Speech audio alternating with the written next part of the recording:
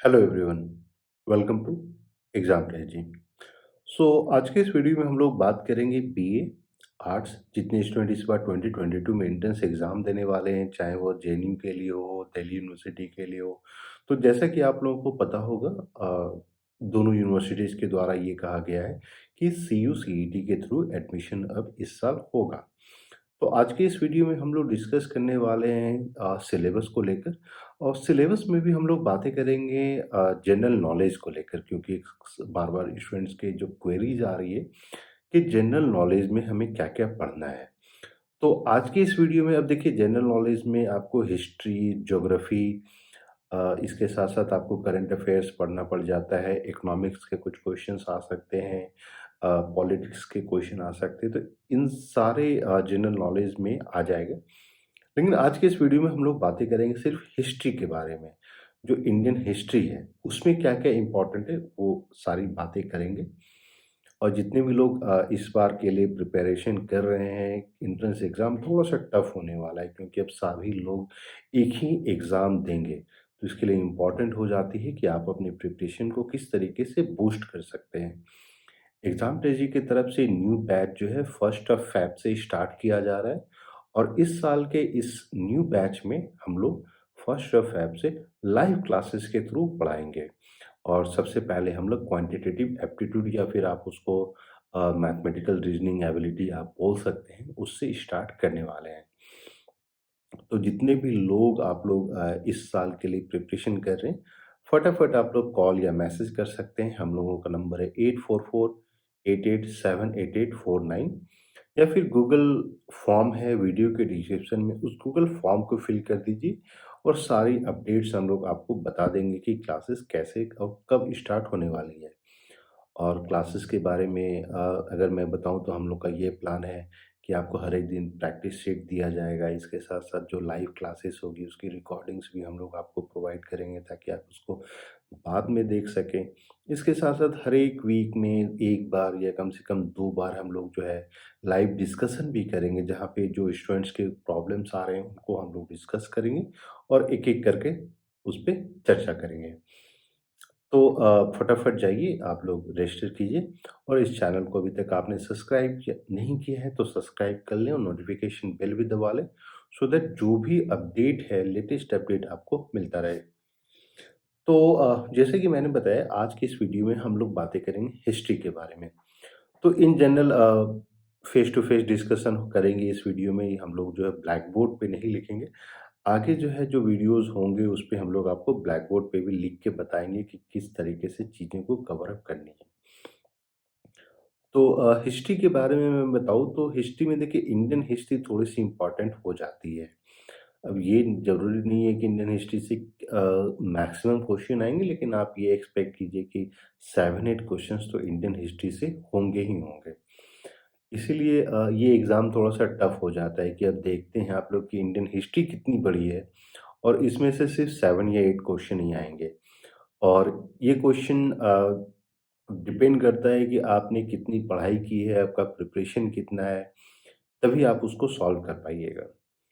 तो अगर हम लोग इन टर्म्स ऑफ अगर सिलेबस की बात करते हैं कि क्या-क्या हम लोगों को कवर अप करना है, तो मैं बोलूँगा कि एंशिएंट हिस्ट्री में अगर आप जा रहे हैं, तो एंशिएंट हिस्ट्री में थोड़ा-सा इंडस वैली सिविलाइजेशन को आपको देखना पड़ेगा। हो सकता है इंडस वैली सिविलाइजेशन से आपसे क्वेश्चन पूछ दिया जाए। इसके बाद अगर आपको कोई चीज़ अगर देखना है, तो 2 इम्पोर्टेंट जो रिलिजन है, बुद्धिज़्म एंड जैनिज़्म, तो उससे इम्पोर्टेंट टॉपिक्स आपको निकालना है और उसको कवर अप करना है। फॉर एग्ज़ाम्पल बुद्धिज़्म के में उनके जो सेक्रेड बुक्स होते हैं वो कौन-सी है, या किस लैंग्वेज में लिखी गई है, इन टाइप ऑफ क्वेश्चंस को पूछा जा सकता है। नेक्स्ट फिर अगर हम लोग मान लीजिए आते हैं एंशिएंट हिस्ट्री में जो किंगडम्स, इम्पोर्टेंट किंगडम्स हैं, फॉर एग्जांपल मौर्यन एम्पायर। तो मौर्यन एम्पायर में पूछा जा सकता है कि मौर्यन एम्पायर किसके द्वारा स्टार्ट किया गया था, या फिर पूछा जा सकता है रिगार्डिंग अशोका के बारे में। ये आपसे पूछ लिया जा सकता है कि उन्होंने कौन से बैटल के बाद ये प्रण लिया था कि अब जो है और वार नहीं फाइट करेंगे। इस तरीके से क्वेश्चंस पूछे जा सकते हैं। हम लोग सभी जानते हैं battle of Kalinga. Plus Ashoka ने बुद्धिज़्म को प्रमोट करने के लिए बहुत सारी चीज़ें की है, तो उससे रिलेटेड क्वेश्चंस पूछे जा सकते हैं। स्तूपास के बारे में आपसे क्वेश्चन पूछे जा सकते हैं कि हाँ, सांची स्तूपा उससे रिलेटेड क्वेश्चंस जो हैं। और उसी से अगर मैं एक जनरल अवेयरनेस के भी क्वेश्चंस निकल के आ जाता है, जैसे कि जो अशोका का एम्ब्लेम है, वो एम्ब्लेम को फिर जो है नेशनल एम्ब्लेम के रूप में एक्सेप्ट किया गया। तो इससे क्वेश्चन जो है पूछे जा सकते हैं। प्लस जैसे हम लोग जानते हैं कि सत्यमेव जयते, तो सत्यमेव जयते ये कौन से उपनिषद से लिया गया है? मुंडक उपनिषद। तो इस तरीके से भी जो है जनरल अवेयरनेस के क्वेश्चंस आ सकते हैं। तो एंशिएंट में फिर हम लोगों को थोड़ा-सा जो टेम्पल स्ट्रक्चर है, टेम्पल्स के बारे में क्वेश्चंस पूछे जा सकते हैं, तो टेम्पल देख लेना है।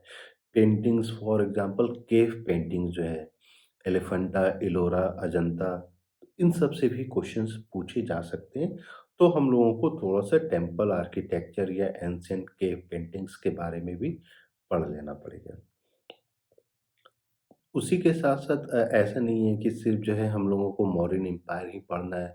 उसके बाद थोड़ा-सा गुप्ता पीरियड भी देख लेना है, क्योंकि गुप्ता पीरियड को माना जाता था कि golden era of art and architecture. Plus for example आपसे क्वेश्चन पूछा जा सकता है कि नालंदा यूनिवर्सिटी का जो स्थापना है, ये किसने कराया? या फिर मान लीजिए तक्षशिला यूनिवर्सिटी, विक्रमशिला यूनिवर्सिटी, इन सब से क्वेश्चन पूछे जा सकते हैं। प्लस जो एंशिएंट चाइनीज़ ट्रैवलर्स थे, जिन्होंने नालंदा यूनिवर्सिटी में या तक्षशिला या विक्रमशिला यूनिवर्सिटी में आके जिन्होंने पढ़ाई की है, तो उससे भी क्वेश्चंस पूछे जा सकते हैं। तो रफ़ली एक आइडिया मिल गया होगा कि एंशिएंट हिस्ट्री में हम लोगों को क्या-क्या चीज़ें पढ़नी हैं। दूसरा इम्पोर्टेंट सेक्शन जो है वो हो जाता है आपका मिडिएवल हिस्ट्री। तो मिडिएवल हिस्ट्री में हम लोगों को देख लेना है जितनी जो स्लेव डायनेस्टीज़ थे, तो उस चीज़ को अच्छे से देख लेना है। उसमें देखिए, आपको ज़्यादा डिटेल्स में नहीं जाना है, ज़्यादा डेप्थ में नहीं जाना है, लेकिन ओवरऑल चीज़ें फॉर एग्ज़ाम्पल अगर हम लोग बात बात करते हैं तुगलक डायनेस्टीज़ की, तो उनके द्वारा क्या-क्या इम्पोर्टेंट चीज़ें थी। फॉर एग्ज़ाम्पल अगर हम लोग बात करते हैं कुतुब मीनार की, तो कुतुब मीनार किनके द्वारा बनाया गया? तो इस टाइप की चीज़ें इम्पोर्टेंट हो जाती है। जब स्लेव डायनेस्टीज़ आप लोग देख लीजिएगा, जिसको हम लोग दिल्ली सल्तनत भी बोलते हैं। तो स्लेव डायनेस्टी के बाद जो है फिर आपको देख लेना है मुगल पीरियड। मुगल पीरियड में कुछ-कुछ इम्पोर्टेंट चीज़ें देख लेनी है। फॉर एग्ज़ाम्पल जो बैटल्स फाइट किए गए हैं, for example first battle of Panipat, second battle of Panipat, third battle of Panipat. तो ये सारी चीज़ों को कवर अप करना है।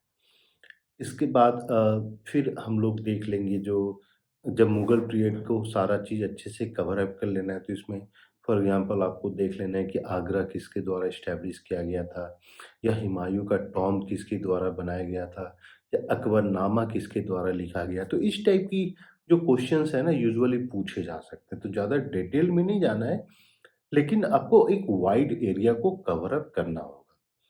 इसके बाद जो है फिर हम लोग आ जाएँगे जब अराइवल ऑफ इंग्लिश होता है, या अराइवल ऑफ फ्रेंच आर्मी या डच आर्मी, उनके द्वारा जो बैटल्स हुए हैं, फॉर एग्ज़ाम्पल कार्नेटिक वार, वो भी इम्पोर्टेंट हो जाता है।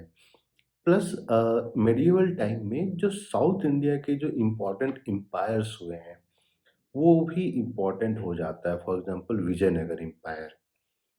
तो विजयनगर एम्पायर किसके द्वारा एस्टैब्लिश किया गया था, या उनका कैपिटल कहाँ था?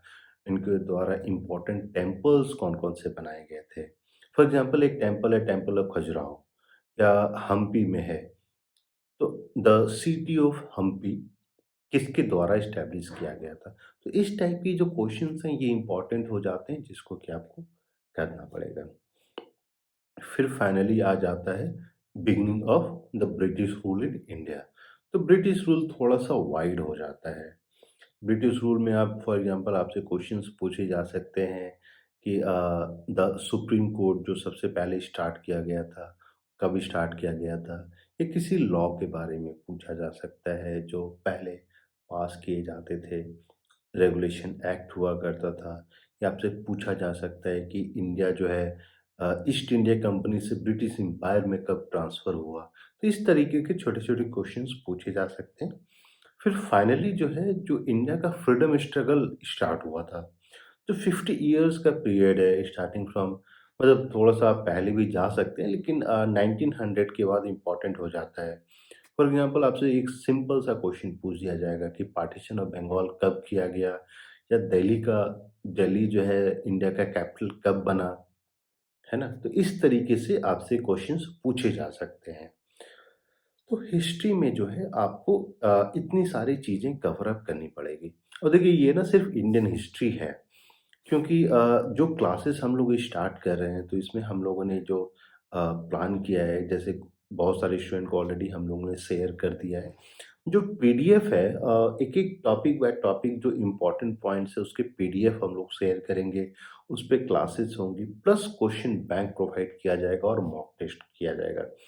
क्योंकि एक चीज़ हम लोगों ने देखा है कि स्टूडेंट कहीं से पढ़ तो लेते हैं, लेकिन फाइनली जब बात आती है self evaluation in the sense कि आप पढ़ रहे हैं तो कितना परसेंट रिटेन कर पा रहे हैं।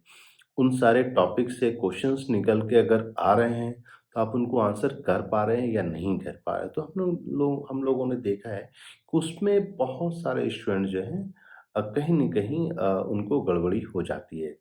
इसीलिए हम लोगों ने सोचा है कि इतनी सारी क्वेश्चंस को भी हम लोग डिस्कस करेंगे। क्वेश्चंस के साथ-साथ हम लोग सारे स्टूडेंट्स को देंगे कि प्रैक्टिस करो कम से कम।